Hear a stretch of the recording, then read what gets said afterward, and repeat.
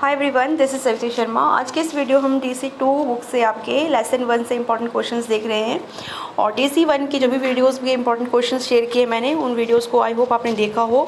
नहीं देखा है तो लिंक डिस्क्रिप्शन बॉक्स से लेके ज़रूर देखें। DC1 important question video series, ठीक है। और स्टार्ट करते हैं वीडियो शुरू करो उससे पहले छोटी सी रिक्वेस्ट, प्लीज़ वीडियोज़ को कम्प्लीट देखें, चैनल को सपोर्ट करें ग्रो होने में, तभी हम आपके लिए इंपॉर्टेंट क्वेश्चंस वीडियोस बना पाएंगे। और इग्नू अपडेट्स वीडियोस भी आप ज़रूर देखा करें।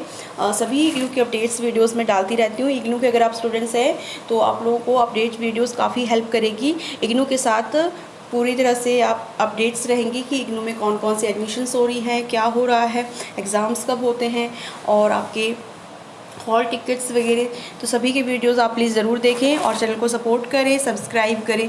स्टार्ट करते हैं वीडियो। आज हम DC2 का लेसन 1 देख रहे हैं, ठीक है।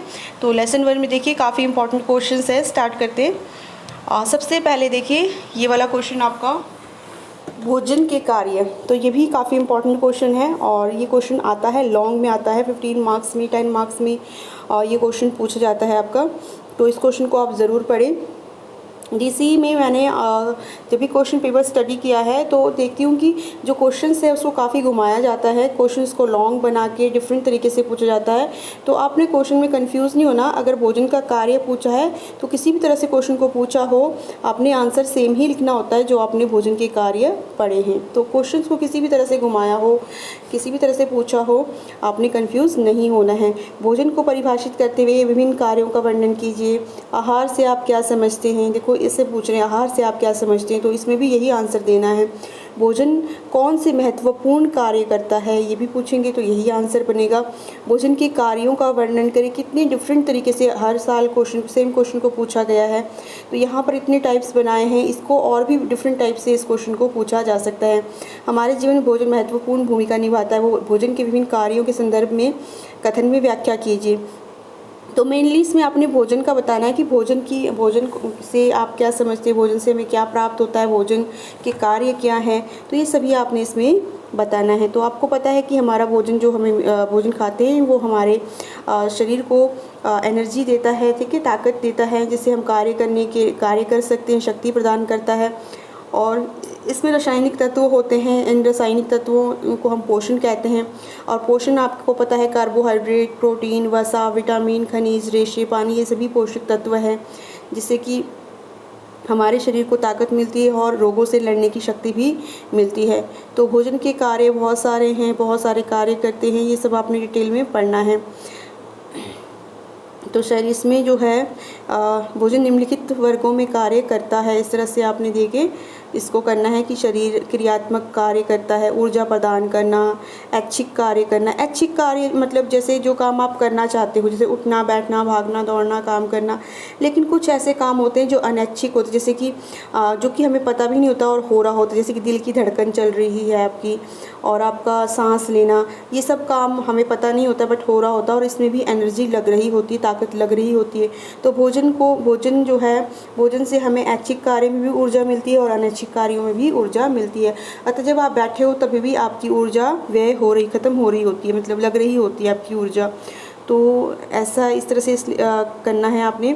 शरीर निर्माण कार्य, बॉडी बिल्डिंग जो भी है, ठीक है, जो आपके शरीर के कोई पार्ट्स फूट गए हैं, मरम्मत करनी है, इसमें भी आपका भोजन का रोल होता है, ठीक है। तो ये सारा आपने डिटेल में पढ़ना है। सुरक्षात्मक कार्य क्या होता है इसका, ठीक है। तो ये सारा आपने भोजन के कार्य, बहुत इजी क्वेश्चन है, इसमें इतना कुछ मतलब समझने योग्य नहीं है, बहुत इजी है, सिंपल ये है और इसको आपने पढ़ना है। मैं आपको पूरा शो कर रही हूँ।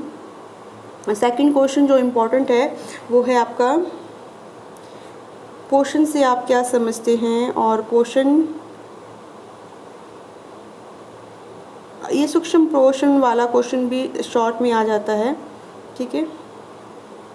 सूक्ष्म पोषक तत्व पर संक्षिप्त टिप्पणी कीजिए। शॉर्ट में पूछा जा सकता है ये क्वेश्चन, बट इसमें मैं इम्पोर्टेंट क्वेश्चन डिस्कस कर रही हूँ। तो इम्पोर्टेंट क्वेश्चन देखते हैं कि क्या बन रहा है,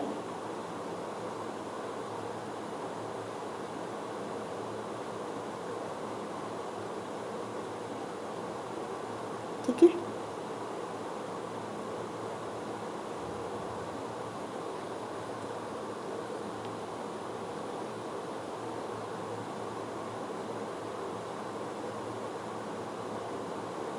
हाँ, ये क्वेश्चन काफ़ी इंपॉर्टेंट है। पोषण और स्वास्थ्य के बीच अंत संबंध। पोषण और स्वास्थ्य के बीच, अच्छा स्वास्थ्य अच्छे पोषण के बिना प्राप्त नहीं किया जा सकता। क्या आप इस कथन को मानते हैं? स्पष्ट करते हुए पोषण स्वास्थ्य के संबंध को बताइए। इस तरह से ये क्वेश्चन पूछा जाता है। तो अच्छा स्वास्थ्य अच्छे भोजन पर ही निर्भर करता है, ये पूरी तरह से सत्य है ना। जो भी आप DC2 के ये क्वेश्चन सभी मैं दिखा रही हूँ, इन सभी के हैंड रिटन नोट्स बिल्कुल इजी अप करके इन क्वेश्चंस को पूरे मार्क्स के अनुसार हैंड रिटन नोट्स के ऑलरेडी वीडियोस मैंने डाले हुए हैं। इन वीडियोस को आप ज़रूर देखें। DC2 इम्पॉर्टेंट क्वेश्चन प्लेलिस्ट को चेक करें। ये सभी क्वेश्चन डिटेल में मैंने डिस्क्राइब किया है और आंसर्स मतलब पूरी तरह से हैंड रिटन में प्रोवाइड किया है वीडियोस। इनको आप देख सकते हैं और किस तरह से पूरा इसकी डिटेल अगर आपको डिस्क्राइब चाहिए, पूरी तरह से आपको एक्सप्लेनेशन चाहिए, तो आप उन वीडियोस को देखें। उन वीडियोस में मैंने डिटेल में ये क्वेश्चन समझाए हैं और बहुत अच्छी तरीके से बताए हैं, तो वहाँ से आप इनको देख सकते हैं। यहाँ पर मैं इंपॉर्टेंट क्वेश्चंस आपको बता रही हूँ कि कौन कौन से इंपॉर्टेंट क्वेश्चंस है आपने पढ़ने हैं। एक ही नज़र में अगर आपको सभी इंपॉर्टेंट क्वेश्चंस पता चल जाए कि हाँ ये क्वेश्चंस इंपॉर्टेंट है, तो काफ़ी हेल्प हो जाती है और आपका आधा काम तो ऐसे ही पूरा हो जाता है। अब आपने पढ़ना ही होता है इन क्वेश्चंस को और इम्पॉर्टेंट और अनइम्पॉर्टेंट का आपको पूरा पता लग जाता है, ठीक है। इसके अलावा ये क्वेश्चन भी बहुत इंपॉर्टेंट है, संक्रमण।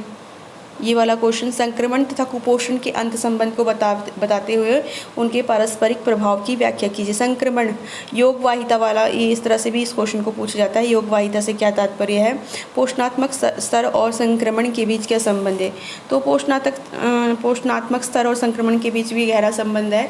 जैसे कि अगर किसी का पोषणात्मक स्तर कम है तो उसे संक्रमण की चांसेस बहुत ज़्यादा रहते हैं, और जिसको संक्रमण होता है उसका पोषणात्मक स्तर अपने आप ही कम हो जाता है, क्योंकि वो फिर भोजन नहीं खा पाता है। तो इस तरह से आपस में ये जो है कनेक्टेड होते हैं दोनों के दोनों। देखो पहले ही लिखा है, भारतीय बच्चों में कुपोषण और संक्रमण अक्सर साथ साथ ही देखने को मिलता है। दोनों का मिला जुला असर बच्चों की सेहत के लिए हानिकारक होता है। अगर किसी को सिर्फ कुपोषण है तब भी इतनी प्रॉब्लम नहीं होती। जैसे एक चीज़ होगी कुपोषण या संक्रमण, एक संक्रमण होगा तो भी इतनी प्रॉब्लम, लेकिन अगर दोनों साथ में चलते तो ज़्यादा प्रॉब्लम हो जाती है, ज़्यादा समस्या उत्पन्न हो जाती है।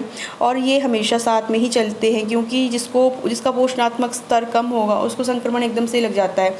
कोई भी प्रॉब्लम होगी एकदम से घेर लेती है उसको, क्योंकि उसका जो शरीर है वो उसकी सुरक्षा नहीं कर पाता है, ठीक है।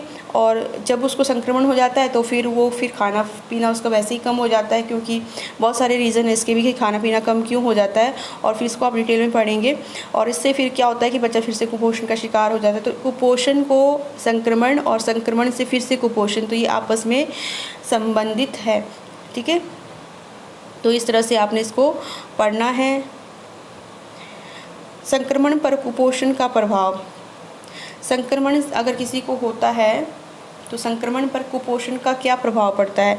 कुपोषित बच्चा होगा और उसको अगर संक्रमण लग गया है, पहले तो आप क्वेश्चन को समझे आराम से ध्यान से, तो फिर उसको क्या होगा, उसको कुपोषण अगर संक्रमण है किसी बच्चे को तो कुपोषण का प्रभाव उस पर पड़ता है। देखो प्रतिरक्षी के निर्माण में कमी, क्योंकि फिर जो सुरक्षा करती है वही आपके सुरक्षा नहीं कर पाती है। एक सुपोषित बच्चा जो संक्रमण होने का कम खतरा रहता है। जो सुपोषित बच्चा है जिसका स्वास्थ्य अच्छा है उसको संक्रमण नहीं होता है, उसको कम संक्रमण होता है। उससे भी महत्वपूर्ण बात यह है कि ऐसा बच्चा संक्रमण का बेहतर ढंग से सामना कर सकता है। जो सुपोषित बच्चा है उसमें जो है एंटीबॉडी प्रोटेक्शन होता है ना, तो वो प्रोड्यूस होता है एंटीबॉडीज़ और वो उसकी रक्षा करते हैं। संक्रमण उसको कम ही होता है, क्योंकि जो सुपोषित बच्चा है उसमें रोग प्रतिरक्षी पदार्थ यानी रोग प्रतिकारकों को उत्पन्न करने की क्षमता अधिक होती है, ठीक है, जो सुपोषित बच्चा है। इसी कारण से वे संक्रमण का बेहतर ढंग से सामना कर सकते हैं। सामान्य बच्चे संक्रमण के बाद भी जल्द ही स्वस्थ हो जाते हैं, ठीक है, किंतु गंभीर प्रोटीन ऊर्जा कुपोषण या फिर विटामिन ए की कमी के दौरान प्रतिरक्षक कारकों का बनना कम हो जाता है। अब जिस बच्चे को मतलब कुपोषण है, गंभीर कुपोषण है, उसमें जो प्रतिरक्षी शक्ति होती है वो कम हो जाती है और इससे क्या होता है कि संक्रमण उसको जल्दी से घेर लेती है। यही बता रहा है, ये डिटेल में आपने पढ़ना है।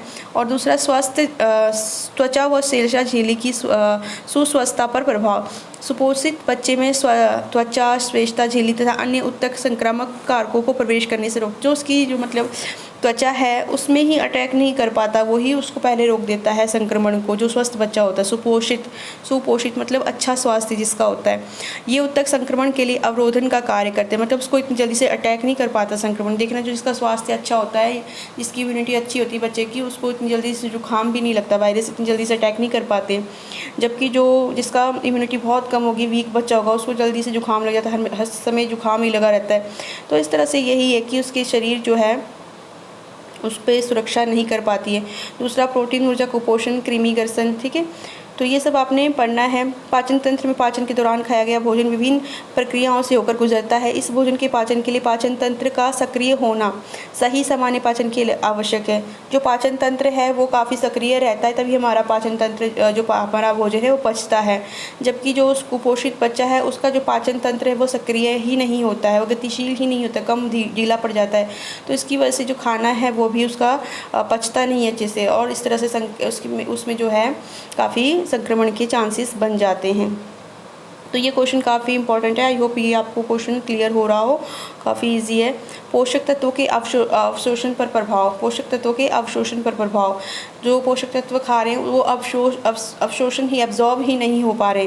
तो पाचन के दौरान विभिन्न पोषक तत्व अवशोषित होकर खून में प्रवेश करते हैं। जो हम खाना खाते हैं तो वो क्या होता है, अवशोषित होने के बाद खून में प्रवेश करते हैं और तब हमें एनर्जी मिलती है। जबकि जो ऐसा देखा गया कि दस्त, खसरा, श्वसन की बीमारी जैसे संक्रमणों के दौरान पोषक तत्वों के अवशोषण में कमी आ जाती है।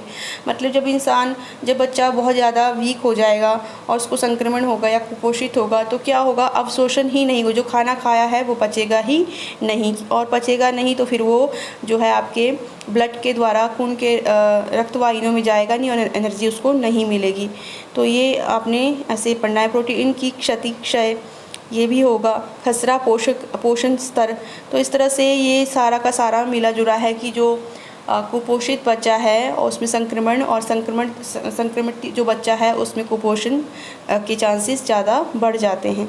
तो ये क्वेश्चन आपने पढ़ना है। इसके अलावा और इस लेसन से देखते हैं कौन सा, देखिए अनइम्पॉर्टेंट क्वेश्चंस भी बहुत सारे मैं शो कर रही हूँ, तो उनको भी आप देखें कि जो क्वेश्चंस आपने नहीं पढ़ने हैं, ठीक है।